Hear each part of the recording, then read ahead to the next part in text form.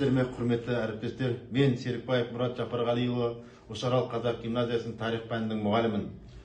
Қазіргі құбылмалы уақытта әрбір оқушы өзінің төр тарихын сыни тұруда білуге, оны құрметтеуге тиіс деп ойлаймын. Ал оны құрметтей білуге, оны дамытуға біз, яғни тарихшыларға байланысты.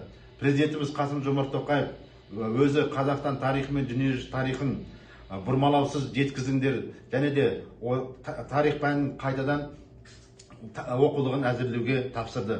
Мен өз іс тәжірибемді тарихи карталар арқылы оқытуды жиі пайдаланамын. Неге десеңіз, тарихи карталар тарихтың өзін зерттеуде айтарлықтай рөл атқарады. Өйткені олар мемлекеттердің географиялық орналасуын, олардың шекаралары мен өлшемдерін көрсете алады. Сондай-ақ әр оқушы карта деректерін жазбаша дерек көздермен салыстырып, олардың арасындағы келіспеушіліктердің бар жоғын көре алады. Оқушылар тарихи оқиғаны виртуалды кеңістікте қарастырып, білімдерін жақсы бекітілуіне мүмкіндік алады.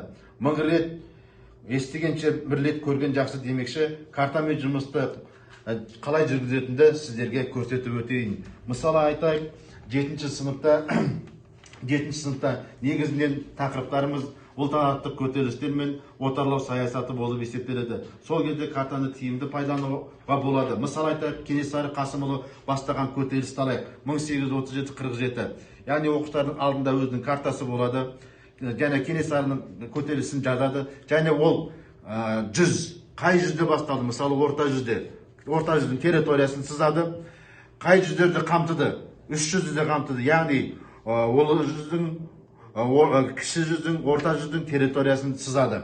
Онда бағанағы бізде компьютерімізде карта тұрады, сол арқылы мен көрсетіп отырамын.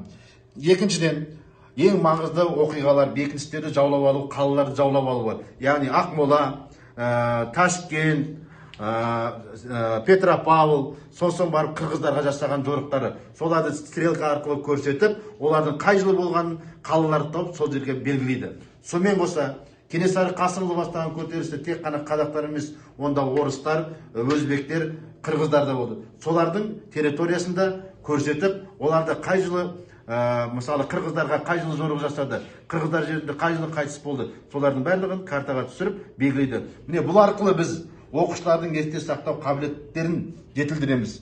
Тарихи сауаттылықтың мен геосаяси көзқарасын, білімін дамытуға үлес қосамын деп сенемін. Тыңдағандарыңызға рахмет.